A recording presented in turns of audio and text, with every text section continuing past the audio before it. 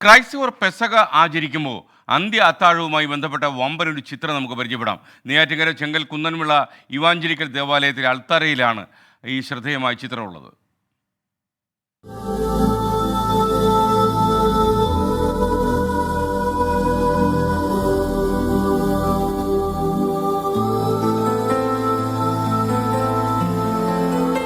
ജീവൻ വെടിയുന്നതിനു തലേനാൾ ശിഷ്യരുടെ പാദങ്ങൾ കഴുകി തുടച്ച യേശു അവർക്കൊപ്പം അവസാന അത്താഴത്തിനിരുന്നു.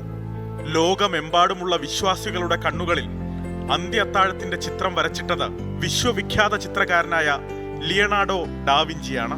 നെയ്യാറ്റിൻകര ചെങ്കൽ കുന്നൻവിള ഇവാഞ്ചലിക്കൽ ദേവാലയത്തിലെ അൾത്താരയിൽ വരച്ച ഈ അന്ത്യത്താഴ ചിത്രത്തിന്റെയും വാർപ്പ് മൂശ ഡാവിഞ്ചി ചിത്രം തന്നെ. യേശുവിന്റെയും ശിഷ്യന്മാരുടെയും വസ്ത്രധാരണം മുതൽ തീന്മേശയിലെ പാത്രങ്ങളിൽ നിറച്ച ഭക്ഷണ പദാർത്ഥങ്ങൾ വരെ അതേ രചനാ മികവിൽ. 4.6 മീറ്റർ ഉയരവും 12.5 മീറ്റർ വീതിയുമുണ്ട് ചിത്രത്തിന്. ഏറ്റവും വലിയ അന്ത്യത്താഴ ചിത്രത്തിനുള്ള ഏഷ്യ ബുക്ക് ഓഫ് റെക്കോർഡും നേടി.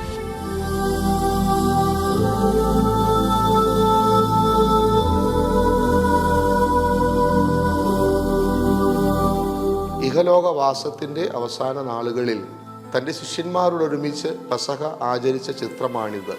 ആ പെസഹയ്ക്ക് മുന്നേ ഗുരുനാഥൻ ശിഷ്യന്മാരുടെ പാദങ്ങൾ കഴുകുകയും നിങ്ങളിൽ വലിയവനാകാൻ ആഗ്രഹിക്കുന്നവൻ എല്ലാവരിലും ചെറിയവനാകണം എന്നുള്ള സദ്വർത്തമാനം അവരെ അറിയിച്ച് പഠിപ്പിക്കുകയും അപ്പം നുറുക്കി തൻ്റെ ശരീരമായും വീഞ്ഞ് പകർന്ന് തൻ്റെ രക്തമായും നൽകി തൻ്റെ ഓർമ്മയ്ക്കായി ഇത് ചെയ്യണം എന്നവരെ പഠിപ്പിക്കുകയും ചെയ്തിരിക്കുന്നു.